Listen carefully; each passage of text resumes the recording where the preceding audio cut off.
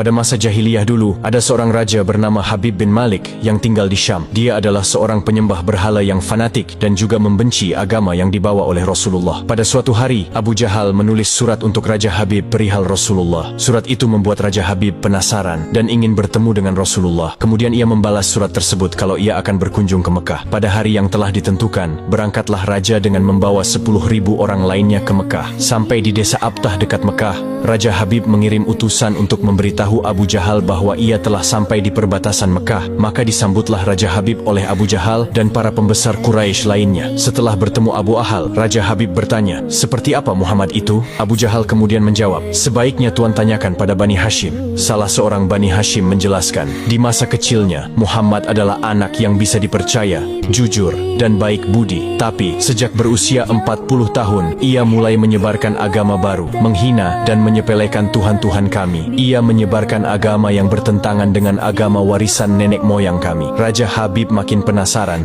dan ia memerintahkan untuk menjemput Rasulullah dan memaksa bila ia tidak mau datang. Dengan menggunakan jubah merah dan sorban hitam, Rasulullah datang bersama Abu Bakar As-Siddiq dan istri tercinta Sayyidah Khadijah radhiyallahu anha. Sepanjang jalan Khadijah menangis karena khawatir akan keselamatan suaminya. Demikian pula Abu Bakar. Kemudian Rasulullah berkata, "Kalian jangan takut, kita serahkan semua urusan kepada Allah." Setibanya di desa Abtah, Nabi Muhammad disambut dengan ramah dan dipersilahkan duduk di kursi yang terbuat dari emas. Ketika Rasulullah duduk di kursi itu, memancarlah cahaya kemilau dari wajahnya yang berwibawa, sehingga yang menyaksikannya tertegun dan kagum. Maka berkata Raja Habib, "Wahai Muhammad, setiap nabi memiliki mukjizat. Mukjizat apa yang engkau miliki?" Dengan tenang Rasulullah balik bertanya, "Mukjizat apa yang Tuan kehendaki?" "Aku menghendaki matahari yang tengah bersinar engkau tenggelamkan, kemudian munculkanlah bulan, lalu turunkanlah bulan ke tanganmu, belah menjadi 2 bagian, dan masukkan masing-masing ke lengan bajumu sebelah kiri dan kanan. Kemudian keluarkan lagi, dan satukan lagi, lalu suruhlah bulan mengakui engkau adalah Rasul. Setelah itu kembalikan bulan itu ke tempatnya semula. Jika engkau dapat melakukannya, aku akan beriman kepadamu dan mengakui kenabianmu." Mendengar itu, Abu Jahal sangat gembira. Pasti Rasulullah tidak dapat melakukannya. Dengan tegas dan yakin Rasulullah menjawab, "Aku penuhi permintaan Tuan." Kemudian Rasulullah berjalan ke arah Gunung Abi Qubaish dan sholat 2 rakaat. Usai sholat,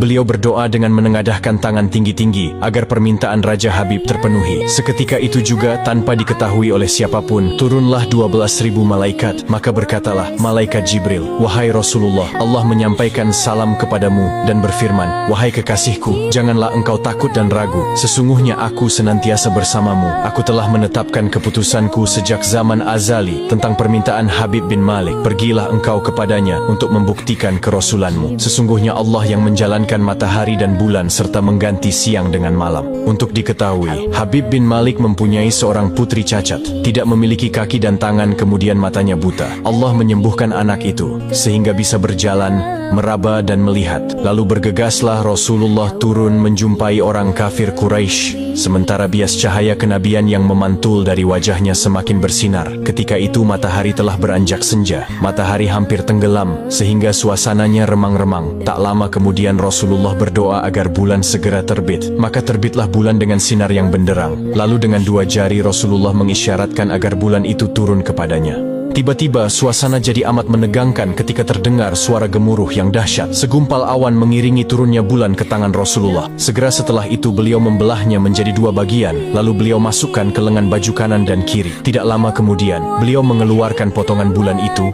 dan menyatukannya kembali. Dengan sangat takjub, orang-orang menyaksikan Rasulullah menggenggam bulan yang bersinar dengan indah dan cemerlang. Bersamaan dengan itu, bulan mengeluarkan suara, "Asyhadu an la ilaha illallah wa asyhadu anna Muhammadan abduhu wa rasuluh." Menyaksikan keajaiban itu, pikiran dan perasaan semua yang hadir terguncang. Sungguh, ini bukan mimpi, melainkan sebuah kejadian yang nyata, sebuah mukjizat luar biasa hebat yang disaksikan sendiri oleh Raja Habib bin Malik. Ia menyadari, itu tak mungkin terjadi pada manusia biasa, meski ia lihat dalam ilmu sihir sekalipun. Namun, hati Raja Habib masih beku. Maka ia pun berkata, "Aku masih mempunyai syarat lagi untuk mengujimu." Belum lagi Raja Habib sempat melanjutkan ucapannya, Rasulullah memotong pembicaraan. "Engkau mempunyai putri yang tidak sempurna, bukan? Sekarang Allah telah menyembuhkannya dan menjadikannya seorang putri yang sempurna." Raja Habib pun terkejut karena tidak ada siapapun yang tahu penyakit anaknya itu, yaitu lumpuh dan matanya buta, kecuali orang-orang istana dan mereka yang dekat dengannya saja.